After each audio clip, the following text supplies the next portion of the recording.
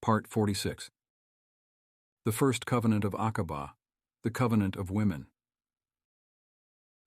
The 6 members of the Hazraj did not make a formal public declaration of conversion, but they welcomed the prophet's message and vowed to return the following year.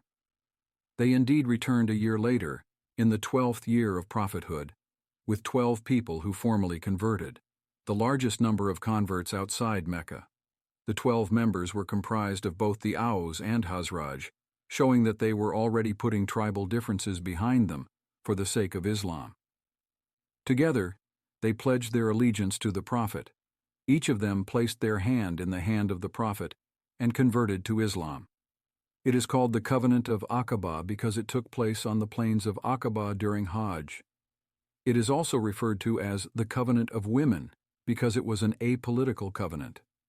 When women would convert to Islam, the Prophet did not request from them any political or military commitments. Rather, he instructed them to worship Allah alone and adopt a moral and righteous life.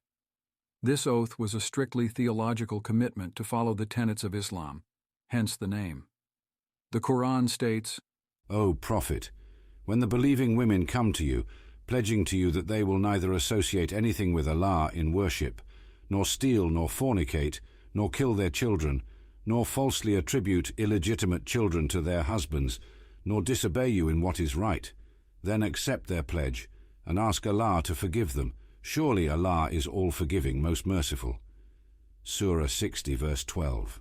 Ubadah ibn al-Samit said, The first covenant we made was akin to the oath of women.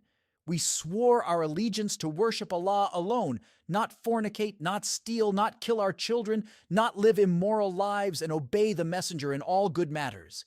The Prophet said about this covenant, whoever fulfills this oath will have their reward with Allah. Whoever commits any of these sins and is punished in this world, then that will constitute their expiation. And whoever commits any of those sins and Allah conceals their sins, then the matter will rest with him.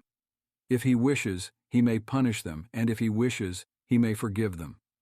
The converts requested that the Prophet send a knowledgeable Muslim to accompany them and teach them Islam in Yathrib. The Prophet agreed and sent Musab ibn Umair, who taught them Quran and led them in prayer. It is narrated that within a few weeks of Musab reaching Yathrib, 40 people converted to Islam.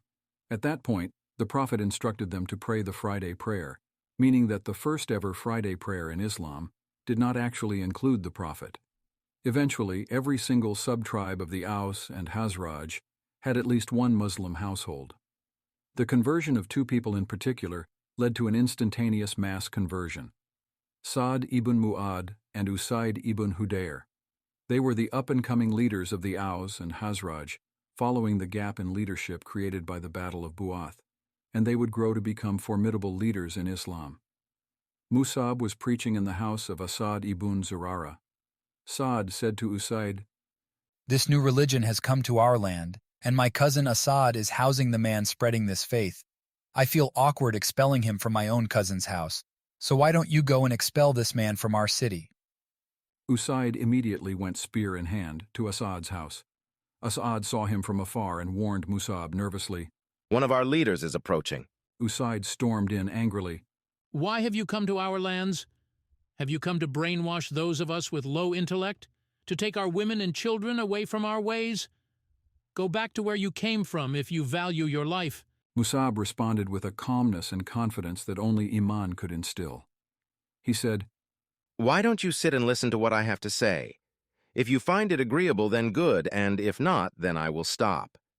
Usaid calmed down and found the request too reasonable to oppose, so he sat down and listened. Musab then preached the basic teachings of Islam, and Usaid was immediately convinced. His heart opened up to Islam, and he said, What you said makes complete sense to me. How does one embrace your faith? Usaid came to Mus'ab with his spear in hand, but left after performing ghusl and declaring the Shahadah. Usaid said, If you convince the person who sent me, that is Sa'd ibn Mu'ad, then you will have no opposition left. When Usaid returned, Sa'd noticed an immediate difference, stating, This is not the same man who left us. Usaid said, I tried speaking to them, but you should try. To add an element of urgency to the matter, he added, I have also heard that a certain tribe has vowed to kill Assad for housing this man. Saad became alarmed and immediately took off, taking his weapons with him. He marched into Assad's house and said, O Assad, had you not been my cousin, these weapons would not be hanging from my side. It is only because of our blood relationship that I am not taking this matter further. Get rid of your guest and tell him to leave our lands. Before Assad even responded, Musab interjected with the same proposal he gave to Usaid. Saad was so taken aback by his bravery and stoic confidence that he acquiesced. This time Musab also recited Surah Zukhruf. The Quran softened Saad's heart and he immediately accepted Islam. After these two major conversions, the entire tribe of the Banu Abdal Ashhal converted, one of the biggest tribes in Yathrib. The only person in the whole tribe not to convert was a man called Usairin.